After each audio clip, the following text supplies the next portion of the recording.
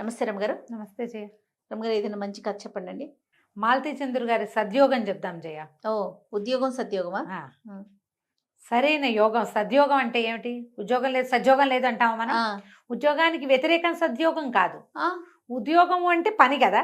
సద్యోగం అంటే సరి అయిన యోగం. ఓహో, ఉద్యోగం సద్యోగం పని పాట లేదా అలాగా కాదమ్మా. సద్యోగం అంటే పట్టాలి సద్యోగం. మనకి యోగం పట్టాలి కదా. యోగం పట్టిందంటామా సద్యోగం అంటే ఆ యోగం ఉంటేనే ఉద్యోగం వస్తుందనా అని. సరైన అద్భుతమైన యోగం పడితే వెళ్ళాల్సిన చోటు ఏదో ఒక ఉద్యోగం, దిగమాల ఉద్యోగం కాదు. సరైంది మన జీవితాన్ని మళ్ళీ బలుపు తిప్పేది.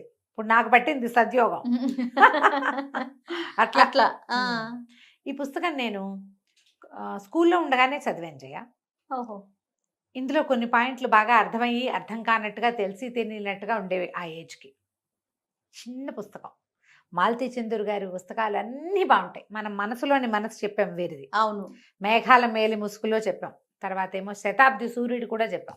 అవును. నాకు ఇష్టమైన కథల్లో ఈ సద్యోగం కూడా ఒకటి. ఓహో. ఇందులో ఏంటంటే ఒక అడ్వకేట్ కథ రాస్తారు. అడ్వకేట్లు, కేసులు, వాటి మీద బాగా డిస్కస్ చేస్తారు. ఆవిడ ఎంత గట్టి పరిచయం ఉందో వీరికి ప్లేడరీ వృత్తితోటి అనిపిస్తుంది. కథా ప్రారంభం మనకి ఎలా కనబడుతుంది అంటే, వెంకట్రామన్ అనే ఒక సీనియర్ అడ్వకేట్ దగ్గరికి సుమిత్ర అనే లా చదివిన అమ్మాయిని వాళ్ళ అన్నయ్య తీసుకొస్తాడు. ఈ సుమిత్ర మహాముండిది, మహాగట్టిది, చాలా గట్టిగా ఉంటుంది, స్ట్రాంగ్ అభిప్రాయాలు ఉన్న మనిషి.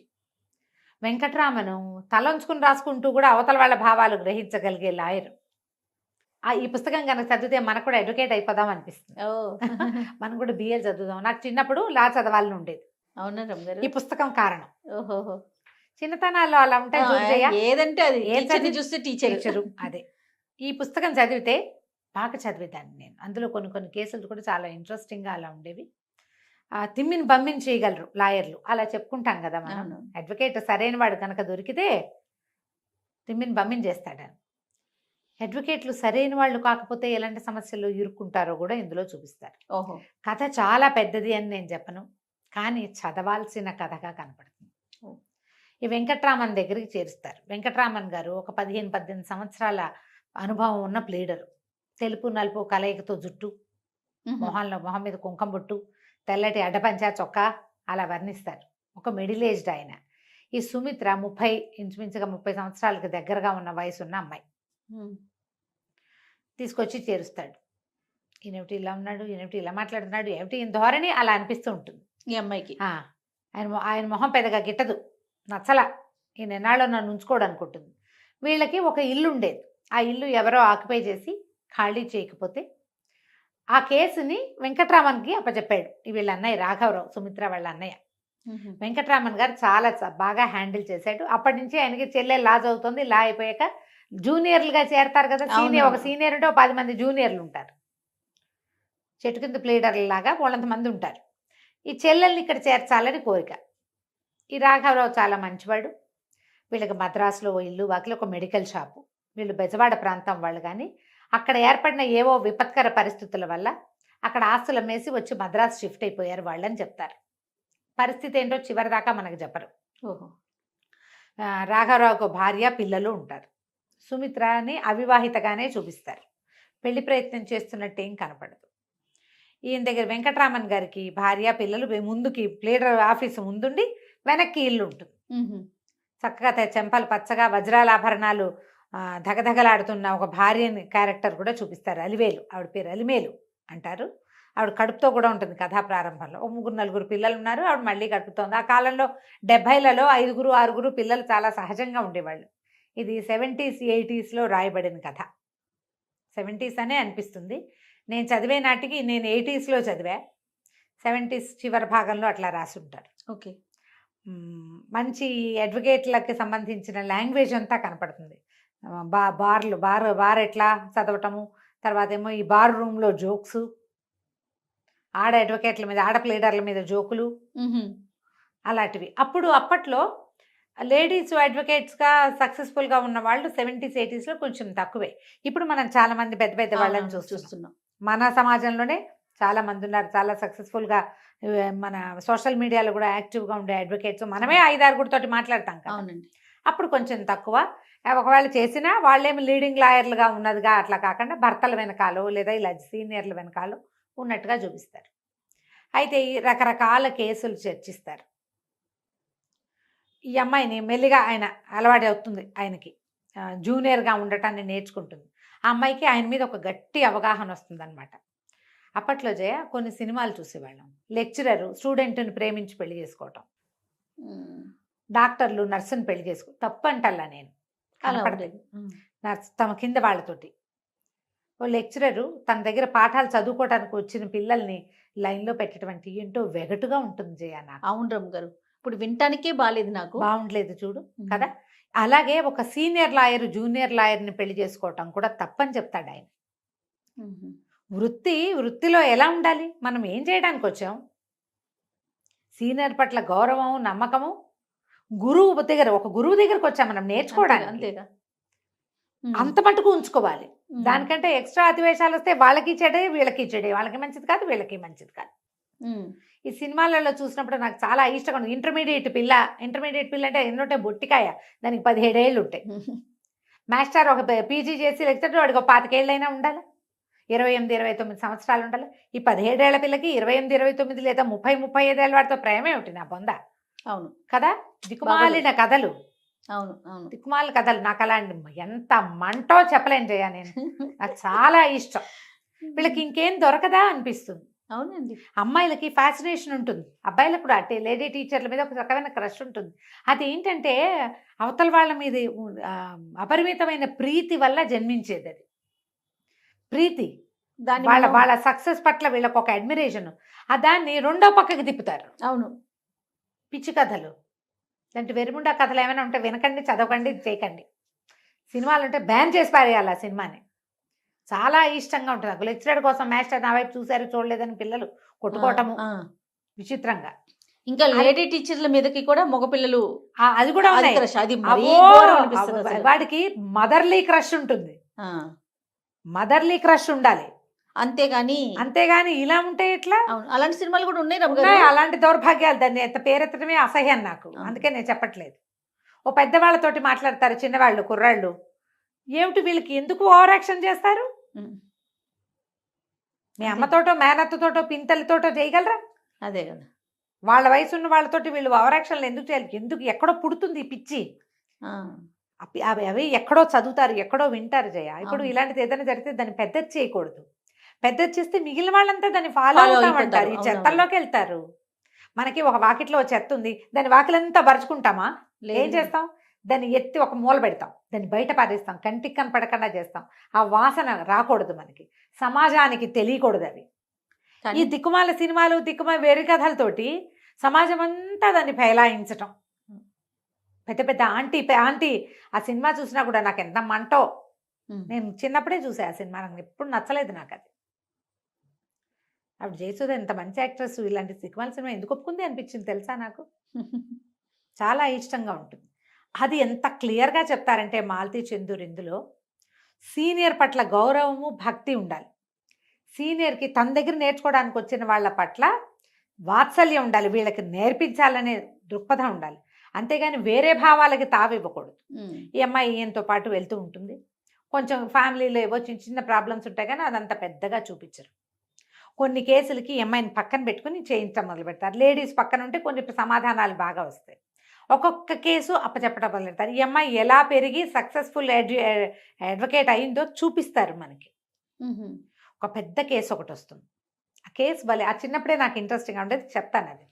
ఒక ఆయన చేస్తే, ఒక శెట్టి గారు ఒక ఆయన పరిగెత్తుకొస్తాడు, వీళ్ళు సామాన్లన్నీ ఆయన దగ్గర కొంటారు. ఏంటంటే ఆయన కల్తీ వాడు ఇన్స్పెక్టర్ వస్తాడు కదా, శానిటరీ ఇన్స్పెక్టర్ ఏదో అంటారు కదా, ఫుడ్ ఇన్స్పెక్టర్, ఆయన పట్టేసుకుంటాడు. పసుపు కొమ్ముల్లో కల్తీ చేశారు, సీసం కోటింగ్ వేశారు అని కేసు. ఓహో, ఈయన పరిగెత్తుకుంటూ వస్తాడు ఈయన దగ్గరికి, వెంకటరామన్ దగ్గరికి. మామూలుగా మీరు కల్తీ చేయండి. చేస్తాం బాబు, వెన్న నూనె వాటిలలో కొంత కల్తీ జరుగుతుంది. పసుపులో ఏం చేస్తాం? పసుపు అక్కడెక్కడి నుంచో వస్తుంది, మేము అమ్ముతాం, ఇంతే. నేను అది చేస్తా, ఇది నేను చేయను చెప్పాడు క్లియర్గా. మరి ఆ రోజు అవి ఎందుకు పట్టుపడలేదంటే ఆయన 10ంటికే వచ్చాడు, నూనె వెన్న అవి రావడానికి 11 గంటలకి. ఆయన 11 తర్వాత వస్తే అందులో చేసేవాళ్ళం గ్యారంటీగా. ఆయన ఇన్స్పెక్టర్కి ముందంతా చేతులు తడిపేవాళ్ళు. ఆయన కుమార్తె పెళ్ళినప్పుడు ఆయన ఏదో పెద్ద ఎత్తున కోరుకున్నాడు, వీళ్ళు అది ఇవ్వపోయేసరికల్లా ఆయన రాసేసాడు పసుపు కొమ్మల మీద సీసం కోటింగ్ ఉందని. ఇప్పుడు పసుపు కొమ్మలు ఎక్కడ పుడతాయి అని దుగ్గిరాల ప్రాంతం నుంచి వస్తాయి వీళ్ళకి. అమ్మాయికి ఆంధ్ర వెళ్ళాలంటే భయంగా ఉంటుంది, ఒక చేదు అనుభవం ఉంది ఆంధ్రలో. బెజవాడ ప్రాంతం వాళ్ళని చెప్పాం కదా ముందే. అయితే ఇంకా వాళ్ళ అన్నయ్య ఎంకరేజ్ చేస్తాడు, ఏం కాదు వెళ్ళు వెళ్ళు పర్వాలేదంటే ఆయనతో పాటు వెళ్తాం. ఒంటరిగా ఆయన హుందాగా ఉంటాడు. ఈ అమ్మాయి ఎవరెవరి మాటలో విని కొంచెం వేరే ఆలోచనలు వస్తాయన్నమాట. మా కారులో సీనియర్ పక్కనే కూర్చుంటుంది, వెనకాల సీట్లో కూర్చోబెట్టుకుంటాడు, ముందు డ్రైవరు గుమాస్తా ఉంటారు, ఇంకో ప్లేడర్ ఉంటాడు మనవాళ్ళని, అతని క్యారెక్టర్ కూడా చూపిస్తారు. తమిళ ప్రాంతం, ఇదంతా మద్రాసులో జరిగింది కథగా కనపడుతుంది. ఫ్రంట్ సీట్లో మీరు సీనియర్ పక్కన కూర్చుంటాం అది మంచిది కాదన్నారు, అలాంటి మాటలు. ఈ అమ్మాయికి ఇంకొక మేరీ అని ఇంకొక కలీగ్, ఇట్లాగే అమ్మాయి లాగానే అడ్వకేట్, ఒక కాంతామణి అని ఆవిడ ఎంతసేపు భర్తను ఎవరైనా ఎగరేసిపోతారని వస్తుంది, ఆవిడ ఎప్పుడు పడుకుని నిద్రపోతుంటుంది, కానీ అక్కర్లేని మాటలు మాట్లాడుతుంది. ఆ వాక్యాలన్నీ అమ్మాయి గుర్తొస్తాయి. ఆయనతో కూర్చుని కూపేలో ప్రయాణం చేయడానికి భయపడుతుంది.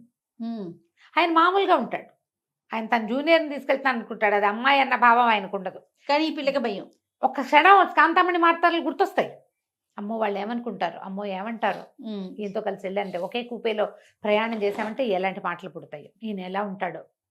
నీకు చెడ్డ మాటలు ఎవరైనా మాట్లాడిన ఇప్పుడు నేను చెప్పే కదా, బయట నుంచి వచ్చేది ఎక్కువ ఉంటుంది జయ. అవునండి. ఇప్పుడు ఒక పెద్దది 30 ఏళ్ళ ఆవిడ 15 ఏళ్ళ కుర్రాడితో సరదాగా మాట్లాడింది అనుకో, పిల్లాడు ఆవిడ మామూలుగా మాట్లాడుకుంటారు, ఏముండదు. వాడు ఎవడ ఏంట్రా ఆంటీ నీకు లైన్ ఇస్తుందని ఎవడైనా చెప్తే నిజమేన అనుకుంటాడు వీడు. ఇంకా అక్కడి నుంచి మొదలు పెడతాడు. అక్కడి నుంచి అక్కర్లేని వేషాలు, చాలా మటుకు ప్రేమ కథలు కూడా జయ. ఒక ఆడపిల్ల మగ పిల్లాడు కాసేపు మాట్లాడుకోగానే మీ ఇద్దరు జట్టు అని మిగిలిన వాళ్ళు వీళ్ళని నమ్మిస్తారు. వాళ్ళలో అంత తీవ్రమైన భావాలు ఏమి ఉండవు, అందరితో మాట్లాడినట్టే మాట్లాడతారు. మిగిలిన వాళ్ళు వీళ్ళు ఎక్కువ మాట్లాడుకుంటున్నారు అని గమనించారంటే వాళ్ళు ప్రోవోక్ చేస్తారు, వీళ్ళు ఫిక్స్ అవుతారు. మీరు గమనించండి, ఒక్కొక్కసారి మన ప్రేమ కథలు కూడా అలాంటివిగానే తేలుతాయి ఆలోచిస్తే. మనంతటా మనకి అంత తీవ్రమైన ప్రేమ అది ఏం పుట్టదు జయ, జరగదట్లా. ఎక్కడో ఒకళ్ళు ఉంటారు లైలా మజ్నులు, మిగిలిన వాళ్ళంతా స్నేహాలు, ఫ్రెండ్షిప్లు, కబుర్లే. చుట్టుపక్కల వాతావరణమే మనని తీవ్రతలోకి నెడుతుంది, అక్కర్లేని ఆలోచనలోకి. భయపడుతుంది కానీ ఆయన మామూలుగానే ఉంటాడు. అక్కడికి తీసుకెళ్తే ఆ ఊర్లో పసుపు ఎలా పండుతుంది, ఏం చేస్తుంది మొత్తం అబ్జర్వ్ చేస్తాడు జయ ఆయన, ఈ అమ్మాయితో పాటు వెళ్ళి సుమిత్రతో పాటు. చివరికి పసుపు వండుతారు పాత్రల్లో, ఆ వండిన పాత్రల్లో చిల్లు ఇవి కొన్నాళ్ళకి పనిచేస్తాయా, ఏం చేస్తారంటే చిల్లులు పడతాయండి, సీసంతో కళాయి వేయిస్తామని చెప్తాడు. కళాయి వేయబడిన సీసం ఈ దుంపల మీద లేతగా ఒక పొరలాగా అంటుకుంటుంది. ఓహో, అక్కడ జరిగింది కల్తీ కాదు, అది ఆ పనులలో జరిగేది. అది పట్టుకొస్తాడు, ఆ కేసు గెలుస్తాడు. సూపర్. ఇలాంటివి 2-3 కేసులు చెప్తారు. ఈ అమ్మాయి ఆయనతో పాటు వెళ్ళింది. చివరికి ఏమవుతుంది, ఒక కేసు వస్తుంది. రెండో కేసు ఏమో ఇంట్రెస్టింగ్గా ఉండేది. ఒక కుర్రాడు, అతనికి ఆస్తి రానివ్వకుండా బాబాయిలు అడ్డం పడతారు. ఈ కుర్రాడు తండ్రికి సక్రమ సంతానం కాదు, ఒక ప్రేయసికి పుట్టినవాడు. కానీ ఈ పిల్లవాడు పుట్టాక ఆవిడ పోయింది, ప్రేయసి పోతే ఏం చేశాడు ఆయన, దిక్కులేని పిల్లాడిని తెచ్చి మొదటి భార్యకే అప్పచెప్పాడు. ఆవిడకి పిల్లలు లేరు, ఆవిడ ఈ పిల్లాడిని పెంచుకుంది. ఆస్తి లెక్క ప్రకారం దీనికి రావాలి. అయితే ఆయన చనిపోయాక ఆయన తమ్ముళ్ళు కోర్టు కేసేస్తారు, వీడు అక్రమ సంతానం, వీడికి రాదు, మా వదిన గారికి మతిస్థిమితం లేదు, వీడు ఆవిడని పట్టేసుకున్నాడు, ఆస్తి మా అన్నయ్య ఆస్తి మాది అని వేస్తారు. దీనికి మాట్లాడడానికి మళ్ళీ వెంకటరామన్ గారు సుమిత్ర ఇద్దరు వెళ్తారు. వెళ్తే ఆ ముసలావిడతో మాట్లాడమంటారు. అమ్మ ఆవిడ చెప్తుంది, మా సీనియర్ చాలా మంచివారు, న్యాయం ఎక్కడుంటే ఆయన అక్కడ ఉంటారు, ఖచ్చితంగా గెలిపిస్తారు మీ కేసు అంటే. అప్పుడు ఆవిడ చాలా ఓపిక లేని ముసలావిడ, నా దగ్గరికి ఒక్క డాక్టర్ రాలా, నాకు మతిస్థిమితం లేకపోవటం లేదు, తల్లి చచ్చిపోయిన పిల్లవాడిని నేనే ఎత్తుకు పెంచుకున్నాను, వీడే నన్ను గట్టెక్కించాలి, నా నోట్లో తులసి తీర్థం వాడే పోయాలి, నా తలకొరివి వాడే పెట్టాలి, నా ఆస్తి మొత్తం నా పిల్లాడికే దక్కాలి, నేను పెంచుకున్నాను వీడిని చెప్తుంది తల్లి. ఇంకా ముసలావిడ అక్కడి నుంచి ఇతను ఏం చేస్తాడు, చుట్టుపక్కల ఊళ్ళో ఉన్న 3-4 పెద్దవాళ్ళని పిలుచుకొచ్చిన వాళ్ళలో ఒక ఆయన ఈ సుమిత్ర వాళ్ళ నాన్నకి ఫ్రెండ్. ఓకే, నాన్న ఫ్రెండ్. దాంతో వీళ్ళు ఏం చెప్తారు, ఈ పిల్లవాడు ఇతనేమో తల్లిని ఇంత బాగా చూసుకుంటున్నాడు, తనకి అన్యాయం చేయబోతున్నారు బాబాయిలు, అని వాళ్ళందరినీ ఆకట్టుకుని ఆ కేసు గెలుస్తాడు. ఓ మీరు ఈ కేసు గెలిచారంటే ఆయన చెప్తాడు, నువ్వు చెప్పావు మా సీనియర్ చాలా అద్భుతమైన వ్యక్తి, న్యాయం పక్కన నిలబడతాడని. ఎట్లాగైనా ఈ కేసు గెలవాలనుకున్నాను నేను. నీ నమ్మకాన్ని పొందటం కోసం చేశాను ఇది. సీనియర్ అండ్ జూనియర్ మధ్య ఈ రకమైనది ఉండాలి. అయితే ఇందులో ఇంకొక కేసు, ఒక్కొక్క ఫ్యామిలీని చూపిస్తారు. రామస్వామి, గోవిందస్వామిని తండ్రి కొడుకుల అడ్వకేట్లు. ఈ రామస్వామి గారికి 6 పిల్లలు. మంచి తాగుబోతువాడు. ఆయన మధురం అని ఒక 24-26 సంవత్సరాల అడ్వకేట్ని పెళ్లి చేసుకుంటాడు, జూనియర్ని ఆకట్టుకుని ఆ అమ్మాయి ఆయన వల్ల పడి పెళ్లి చేసుకుంటుంది. ఏదో ఫరం పెట్టి డబ్బులన్నీ కొట్టేస్తారు, తండ్రి కొడుకు పారిపోతారు. ఈ మధురం దొరికేస్తుంది. అప్పటికి 3 నెలల్లో 4 నెలల్లో ప్రెగ్నెన్సీ. ఈయన అప్పుడు చెప్తాడనమాట, మధురం ఎందుకు పెళ్లి చేసుకోవాలి ఆయన్ని, ఏజ్ అంత డిఫరెన్స్ ఉంది ఇంత డిఫరెన్స్ ఉంది, ఆయనకి 6 పిల్లలు ఉన్నారు, తాగుపోతువాడు, మనిషి కుదురులేని మనిషి, తనకంటే పెద్ద కొడుకుంటే ఏం ఫ్యాన్సీ. ఒక ఆడ మగ ఒక చోట పనిచేస్తున్నప్పుడు ఒక ఫ్యాన్సీ కలుగుతుంది. అది ప్రొఫెషనల్ ఫ్యాన్సీని ప్రొఫెషనల్గానే ఉంచుకోవాలి, దాన్ని నిజ జీవితంలోకి తేకూడదు. నాకు అంత చిన్నప్పుడు హై స్కూల్లో ఉన్నప్పుడు ఈ వాక్యాలు నచ్చినాయి. ఎక్కడ ఫ్యాన్సీని అక్కడే పెట్టుకోవాలి. ఇప్పుడు మీరు ఉద్యోగస్తులు ఇప్పుడు కూడా మన జీవితాల్లో ఎన్ని చెత్తలో కొలీగ్స్ ఏమిటో ప్రేమల్లో పడతారు. వాడికి పెళ్ళా ఉంటుంది, దానికి మొగుడు ఉంటాడు. కరెక్ట్ రమ్మగారు. ఎంతో అద్భుతంగా చేస్తాడు, ఏమిటో చేస్తాడు. అద్భుతాలు అక్కడ ఏ విషయంలో అద్భుతమో అది అక్కడే ఉంచుకోవాలి, దాన్ని ఇంట్లోకి జీవితంలోకి తేవచ్చునా? అలా అయితే ప్రతివాడికి 3, 6, 7, 16 పెళ్ళాలో మొగుళ్ళో ఉండొద్దు. మనకి ఎన్ని ఫ్యాన్సీలు ఉంటాయి జీవితంలో కదా. ఈ పుస్తకం చదవాలి. ప్రొఫెషనల్ ఫ్యాన్సీని ప్రొఫెషన్లోనే ఉంచుకోవాలి అని క్లియర్గా తెలియజేస్తుంది ఇది పుస్తకం. చిన్న బుక్, తెలుగు చదవటం వచ్చిన వాళ్ళు హాయిగా చదువుకోగలుగుతారు, బ్రహ్మాండంగా ఉంటుంది. అయితే చివరికి ఒక కేసు వస్తుంది, ఇదే లాస్ట్ కేసు ఇందులో, ఈ సద్యోగంలో. ఒక గడియారాల దుకాణానికిలో 3-4 వ్యక్తులు వచ్చారు ఒకేసారి కొనుక్కోవడానికి. మాట్లాడారు, అదన్నారు. 3 గడియారాలు ఉండాలి, ఒకటి మిస్ అయింది. ఈ వ్యక్తులు 3 దాటేసిన తర్వాత సేల్స్ మ్యాన్కి తెలిసింది ఒక వాచ్ పోయిందని. వీడు పరిగెత్తుకుంటూ వెళ్ళాడు వాళ్ళ వెనకాల. 2 ఎటో వెళ్ళిపోయారు. 3వ మనిషి బస్ ఎక్కి వెళ్ళిపోవటం చూశాడు. ఓనర్ వచ్చి సేల్స్ మ్యాన్ని పట్టుకున్నాడు. నువ్వే దొంగతనం చేసావు అంటే, కాదు, ఈ వచ్చిన 3లో ఒకళ్ళు చేశారు గ్యారంటీగా అని చెప్పాడు. చెప్తే ఓనర్ ఏం చేశాడు, ఉద్యోగం పీకేశాడు. నీకు జీతం ఇవ్వరు, ఉద్యోగం తీసేశానంటే సేల్స్ మ్యాన్ ఓనర్ మీద కేసు పెడతాడు. అన్యాయంగా నా ఉద్యోగం తీశారు, షాపులో జరిగిందేమో దొంగతనము, ఆ రోజు 3 మనుషులు వచ్చారు, అప్పటికి సీసీ కెమెరాలు వ్యవహారాలు లేవు కదా 70-80లో. అప్పుడు ఈ కేసు వచ్చేసరికి ఇంతలో ఏమైంది, ఈ సేల్స్ మ్యాన్గా ఉన్న కుర్రాడు ఉద్యోగం లేదు కాబట్టి వాళ్ళ నాన్నకి వాచీలు రిపేర్ చేసే షాప్ ఉంటే షాపులో పనిచేస్తున్నాడు. అక్కడికి ఒక అతను వచ్చాడు, భాష అని చెప్తారు. ఆ వచ్చిన వాడు ఒక వాచి పట్టుకొచ్చాడు. పట్టుకొస్తే వీడు గుర్తుపట్టేశాడు. ఆ వాచి కొత్త వాచి, ఏ వాచి అయితే తన షాపులో నుంచి రోజు చూస్తారు వాళ్ళకి తెలుసు కదా, గుర్తుపట్టేశాడు. పట్టేసి, ఒక నిమిషం ఉండి ఇక్కడే ఉండని, వీడిని ఇక్కడే ఉంచి వాచితో సహా వాడిని పట్టించేశాడు చుట్టుపక్కల వాళ్ళకి. పోలీసులు అరెస్ట్ చేశారు. అరెస్ట్ చేశాక ఈ భాషకి ఒక 3-4 ఫ్రెండ్స్ ఉన్నారు. వాళ్ళు వచ్చి వెంకటరామన్ని పట్టుకున్నారు. వాడు దొంగతనం చేయలేదండి, దొరికిన వాచి అది. వాడైతే షాపులోకి వెళ్ళాల, దొరికిన వాచి అది అమ్మడానికి వెళ్ళాడు, రిపేర్ చేసే షాప్లో చూపించడానికి వెళ్ళాడు, అంతే తప్ప దొరికిందా అని అమ్ముకోవడం తప్పే, అంతే తప్ప ఇంకేం లేదు అనేసరికల్లా సరే ఈ కేసు ఏదో ఇంట్లో ఆయన ఉండి ఇంపల్సివ్గా ఏవో కొన్ని కేసులు తీసుకుంటాడు. ఓడిపోయే కేసులు, చెత్త కేసులు ఎప్పుడు తీసుకోడు, అది చూపిస్తారు ప్రతి చోట. ఈ భాషని ప్రశ్నించి రమ్మని సుమిత్రని పంపిస్తాడు. ఆయన ఎక్కడికో వెళ్తాడు.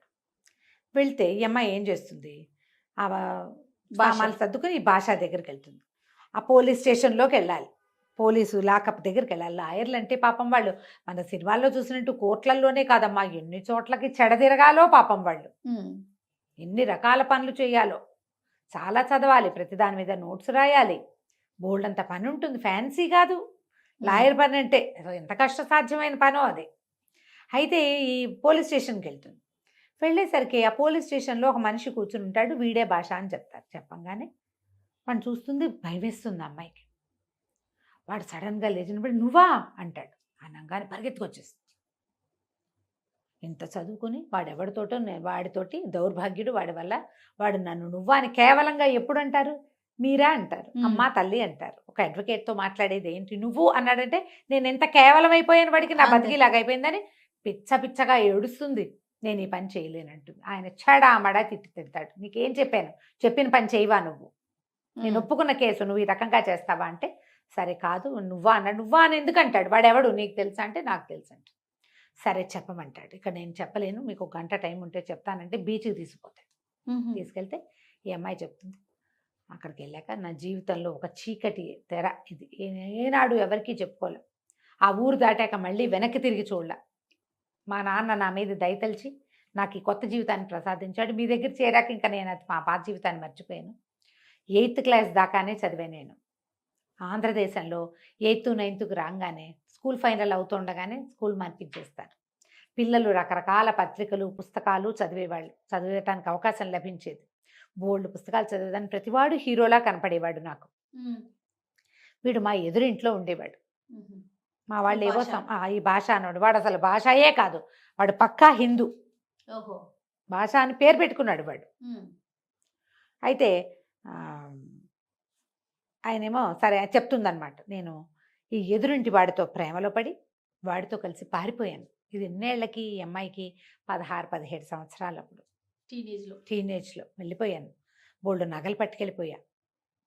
వాడు తేపకు ఒక నగ అడిగి ఖర్చు పెట్టుకునేవాడు. నాకు డబ్బు లెక్కలు ఏనాడూ తెలియదు. అడిగాడు, ఇచ్చేసాను. వాడితో కాపురం చేశాను బోల్డ్ రోజులు. మరి ఒక పిల్లాడితో ఆడపిల్ల వెళ్ళిపోతే చివరికి జరిగేది అదే కదా. తీరా తర్వాత వాడు నన్ను అమ్మేయదలుచుకున్నాడని నాకు తెలిసింది. ఒక ఉంగరం మిగిలితే ఆ ఉంగరం తెగనమ్మి ఎలాగోలాగా బెజవాడ చేరాను. రైళ్లు మారి మారి మారి బొంబాయి నుంచి బెజవాడ ఎలా రావాలో తెలియదు నాకు. ఇంటికి చేరాను. బతికి వచ్చినందుకు సంతోషించాడు మా నాన్న. జరిగింది ఏమిటి అని ఒక్క ప్రశ్న ఇలా. థ్యాంక్ గాడ్ అంటాడు ఈయన వెంకటరామన్. థ్యాంక్ గాడ్ కాదండి, ఆ తర్వాత ఇంకా నా జీవితం అధ్వాన్నం అయిపోయింది. వారం తిరిగేసరికి వాడిద్దరు స్నేహితులను వేసుకుని మా ఇంటి మీద పడ్డాడు. నేను వెళ్ళిపోయిన సంగతి, తిరిగి వచ్చిన సంగతి ఎవరికీ తెలియదు అప్పటిదాకా బయట. వీడు వచ్చాక ఇదంతా గోలగోల చేశాడు. గోలగోల చేసాడు. ఇది నా పెళ్ళామని, నేను పెళ్లి చేసుకున్నానని, నాతో పాటు ఉందని, నేను అప్పుడు చిన్నతనంలో రాసిన ఉత్తరాలని చూపించాడు. శభాష్. ఎంత గోలయ్యిందో. నేను కూడా తెగించి ఆయన రాశాను ఉత్తరాలు. అయినా సరే నేను నీతో రాను, వీడెవడో నేను ఎరగనని చెప్పేశాను. పోలీస్ రిపోర్ట్ ఇచ్చాం. మా నాన్న ఇంకేం చేస్తాడు, ఇంతల్లరయ్యాక పిల్లని చంపేసుకోలేకపోయాడు. ఇక చివరికి ఆ ఊళ్ళో ఉండలేకపోయాం మేము. బయటకు వచ్చేసాం. మా నాన్న మద్రాసు తీసుకొచ్చేసాడు, తెగనమ్మేశాడు. కానీ ఏనాడు మన తండ్రి అది ఏం జరిగింది, ఎలా జరిగింది అని నన్ను నిలదీల. నాకు ఒక కొత్త జీవితాన్ని ప్రసాదించాడు. మళ్ళీ నన్ను PUCలో చేర్పించాడు. చదువుకున్నాను. జీవితం ఎంత పెద్ద పాఠం చెప్పింది. మరి తర్వాత కాలేజీలో చేరాను. ఆ తర్వాత లా చదివించాడు. మా అన్నయ్యతో పాటు సగం భాగం పెట్టాడు నాకు ఆస్తి. సగం ఆస్తి కూతురికి. ఎవ్వరూ చేయరమ్మా తండ్రులు. ఏ తండ్రి కూతుళ్ళకి సగభాగం పెట్టే వాళ్ళు అసలు లేరు. ఆనాడు అస్సలు లేరు. ఇప్పుడు వచ్చారేమో, ఇప్పుడు ఉండుంటారు. ఇప్పుడు ఉండుంటారు. కానీ ఆ 70లలో ఆడపిల్లలకి ఆస్తి పెట్టడం అన్న మాటే లేదు జయ. అప్పట్లోనే ఆవిడ అంత ఫార్వర్డ్గా ఆలోచించారు చూడండి కదా. ఇదంతా మామూలు అనుకోవద్దు. ఈ కథ రాసే నాటికి సమాజపు పరిస్థితులు ఏమిటో మీకు అర్థమవుతాయి, మీకు తెలిస్తే మనం ఎంత అత్యద్భుతమైన సమాజంలో ఉన్నాము ఈనాడు. మన పరిస్థితులు మనకు తెలుస్తాయి. మనం ఇప్పటికి కూడా ఏదో స్వతంత్రం లభించలేదు, అదేదో కుదరలేదు, ఇదేదో చేయలేదు అలా అనుకుంటున్నాం. అవునండి. మన ముందు తరాల ఆడవాళ్ళు ఎలాంటి దౌర్భాగ్యపు స్థితిలో ఉన్నారో తెలుసుకుంటే గానీ మన అదృష్టం ఏమిటో మనకు అర్థం కాదు. కరెక్ట్. ఎంత వివరంగా రాస్తారు. తర్వాత నేను ఇక్కడ చదువుకోవటం మొదలుపెట్టా. వాడే వీడు అనేసరికి ఈయన అన్నాడు, అవును వాడు వెధవ దొంగ, నిన్నేదో చేశాడు, నేను ఒప్పుకుంటా. వాడు ఈ పర్టికులర్ చేసి ఉండకపోవచ్చు, నువ్వు ఇదివరకు ఏదో చేశాడు కాబట్టి ఇప్పుడు కూడా అదే చేస్తాడని నువ్వు ఎలా అంటావు? ఓహో, నీ పాత కథలు విని ఏడిపిస్తూ కూర్చుంటే కథ చెప్పుకుంటూ ఉండు, నువ్వు ఇందుకే పనికొస్తావు. ప్లీడరీకి పనికిరావు. ప్లీడర్ అన్నవాడు తన ప్రీవియస్ది పోస్ట్ హిస్టరీ ఈ హిస్టరీలు చెప్పకూడదు. వచ్చిన క్లయింట్కి న్యాయం చేయగలవా లేదా అనేది చూడాలి. క్లయింట్ న్యాయమైన వాడు అతను ముందేం చేశాడు కాదు, ఈ పట్టు నీ దగ్గరకు వచ్చిన కేసులో ఏం చేశాడో కనుక్కోవా నువ్వు అని ఆయన చేసేస్తాను. పనికి మాలిందనివి నువ్వు ఇంట్లో కూర్చో అని నానా తిట్లు తిడతాడు. జాలిపడ్డు, అదంతా జాలిగానే ఉంటుంది ఆయనకి. ఈ అమ్మాయిని ఎట్లా కొట్టేస్తాడంటే మాటలతోటి సమ్మెట పోట్లే. మెల్లిగా ఈ అమ్మాయి మనసు దిటవు చేసుకుంటుంది. నిజం, అప్పుడేదో చేశాడు, ఇప్పుడేంటో వాడి పరిస్థితి. ఆలోచనలోకి వెళ్తది. నేను చేస్తాను, ఇక నేను నమ్మను, నీకు అసలు క్లయింట్ పట్ల నమ్మకమే లేదు, హ్మ్. వాడి మీద బోల్డని అనుమానాలు ఉన్నాయి, వాడు నేను చిన్నప్పుడు ఏదో చేశాడు కాబట్టి ఇప్పుడు కూడా వాడు అలాగే చేస్తాడని నువ్వు ఎలా చెప్తావు? ఎలాంటి వాడైనా మారచ్చునే. హ్మ్. పైగా అవేవో చేసి ఉండొచ్చు, ఈ పర్టికులర్ దొంగతనం వాడు చేసి ఉండకపోవచ్చు, వాడు లబోదిబోం అంటున్నాడు, నేను కొట్టుకే వెళ్ళలేదంటున్నాడు అని గట్టిగా వాయించేస్తాడు. ఏమైనా సరే కేసు చేసి తీరుతానంటూ. హ్మ్. సరే ఈయనేం చేస్తాడు, రాత్రే పోలీస్ స్టేషన్కి వెళ్తాడు. వెళ్ళి వాడిని తెగదిట్టి వాళ్ళ నాన్న వాళ్ళ అన్నయ్య పబ్లిక్ ప్రాసిక్యూషన్కి చిన్న చిన్న అబద్ధాలు చెప్పి సాక్షిని బెదరగొట్టడం మంచి సరదా వెంకట్రామన్కి. ఓహో! పబ్లిక్ ప్రాసిక్యూటర్గా ఉన్నాడు. బొంబాయిలో పిల్లలు ఎవరెవరి పిల్లల్ని నువ్వు అమ్మేవో అవన్నీ సాక్ష్యాలు తీస్తున్నారు, నీ పని శంకర్గిరి మాన్యాలే అని బాగా బెదిరిస్తే వాడు లబో దిబోమని, బాబు కాదండి మేము దొంగ సామాన్లు కొంటాం, హుహు. వాడొకడో నాకు పట్టుకొచ్చి ఇచ్చాడు, రోడ్డు మీద దొరికింది కాదు కానీ హ్మ్. పట్టుకొచ్చి ఇచ్చాడు, నేను అసలు ఆ షాపులోకే వెళ్ళాలా, షాప్ తెలియదు నాకు, ఓకే. ఆవిడని క్షమించమనండి, మీరు ఏం చేయమంటే అది చేస్తానని కాళ్ళు పట్టుకుంటాడు. రేపు వస్తుంది మర్యాదగా మాట్లాడమని చెప్పి రాత్రే వీడిని రిపేర్ చేస్తాడు ఆయన. హుహు. మర్నాడు సౌమిత్ర వెళ్ళి వివరం అంతా తీసుకుంటుంది. ఒక కళ్ళజోడు పెట్టుకుని ఉంటాడు అతను, హుహు. ఈ పర్టికులర్ భాష అన్నవాడు, వాడి పేరేంటో మళ్ళీ చెప్పరు ఇంకా మనకి. అదేలే. ఆ అమ్మాయి కేసు పకడ్బందీగా ఫైల్ చేసి కేసు గెలిపిస్తుంది.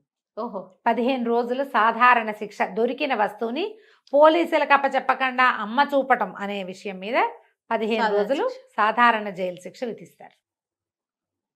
విధించాక ఈయన చెప్తాడు, నువ్వు నేను ఇక నుంచి పార్ట్నర్స్మి, ఓహ్!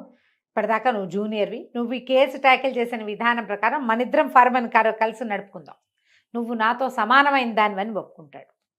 ఈ కేసు గెలిచేది, అంతకుముందు 2-3 కేసులు చిన్న చిన్న కేసులు గెలుస్తుందమ్మ, ఏమైనా పంపిస్తాడు నువ్వే హ్యాండిల్ చెయ్యి అని. జీతంగా అప్పుడో 1500 అప్పుడో 1500 అలా ఇస్తాడు. ముందంతా వదిన గారు ఈయనేం జీతం ఇవ్వట్లేదు, రోజు పరిగెత్తికి వెళ్ళిపోతుంది, ఎంతసేపు ఆయన చూడడానికి వెళ్తోంది, అలాంటి చిన్న చిన్న మాటలు కూడా వినపడతాయి. ఇళ్లల్లో కూడా అలాగే మాట్లాడతారమ్మా.